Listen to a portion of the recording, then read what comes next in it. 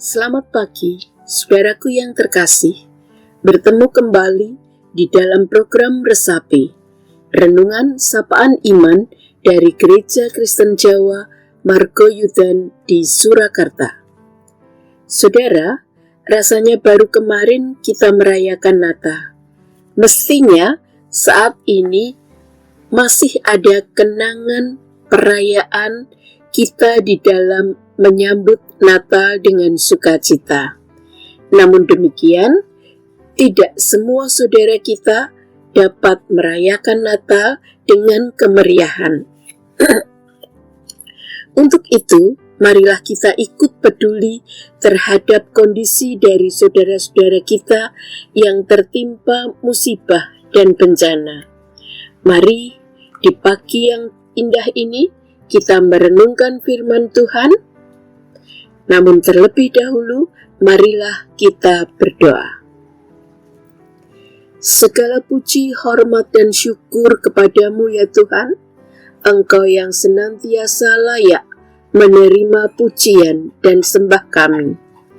Terima kasih Tuhan untuk penyertaan-Mu.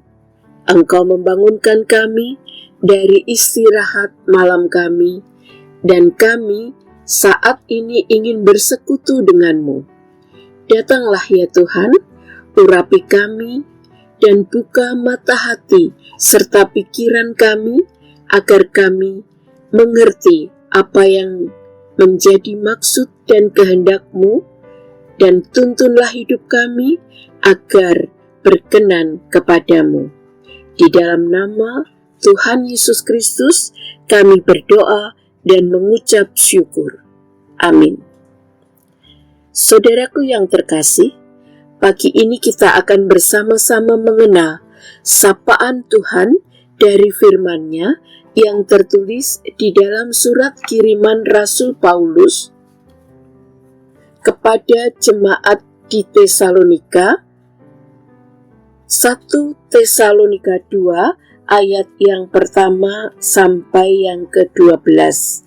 Namun, saya akan membacakan untuk saudara ayat yang ke-7.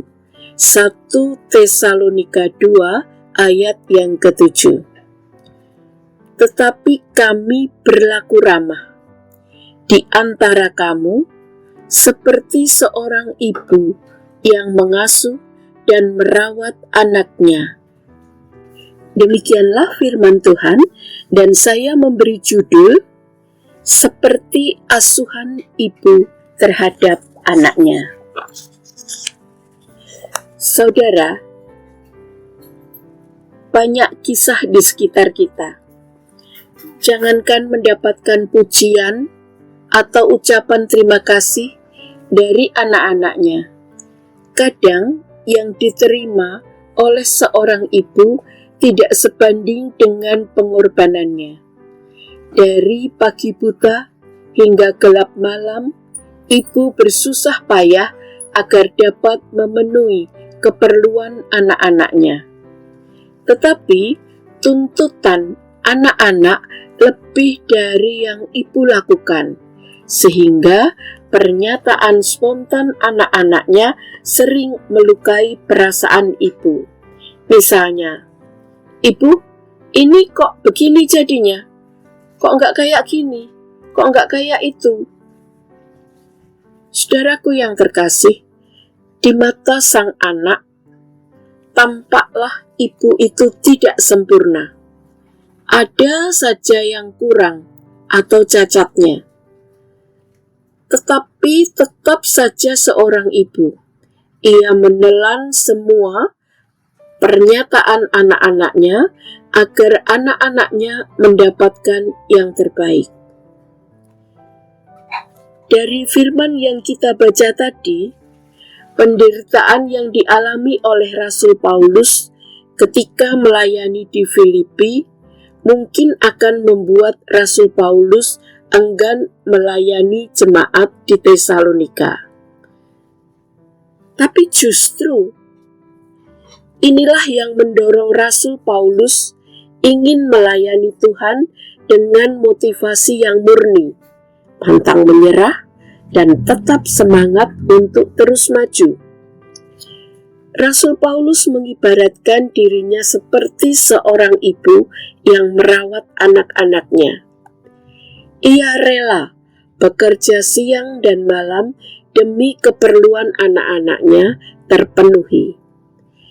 Seperti ibu berpikir agar jangan membebani anak-anaknya, demikian juga Rasul Paulus tidak ingin membebani jemaat. Dari semua tujuan itu, hanya satu yang ia utamakan, yaitu Rasul Paulus ingin menyenangkan hati Tuhan dan bukan hati manusia. Saudara, di setiap pelayanan pasti menuntut pengorbanan, baik itu materi, pikiran, tenaga, waktu, atau apapun juga termasuk perasaan. Semua hal tersebut tentu bukanlah hal yang baru untuk dimengerti bagi setiap pengikut Tuhan di dalam pelayanannya.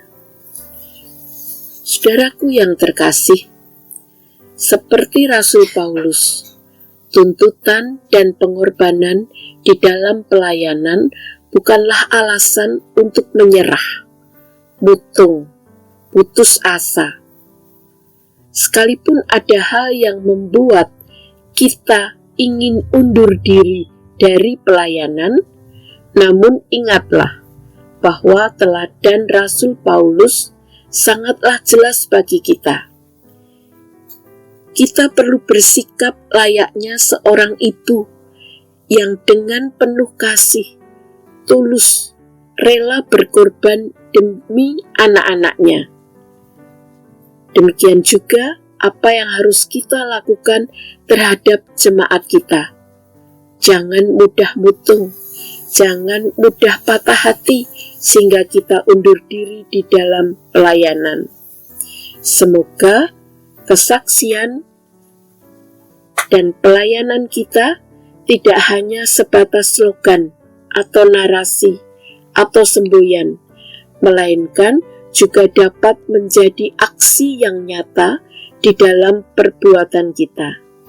Selamat melayani jemaat Tuhan, layaknya seorang ibu yang penuh kasih terhadap anak-anaknya.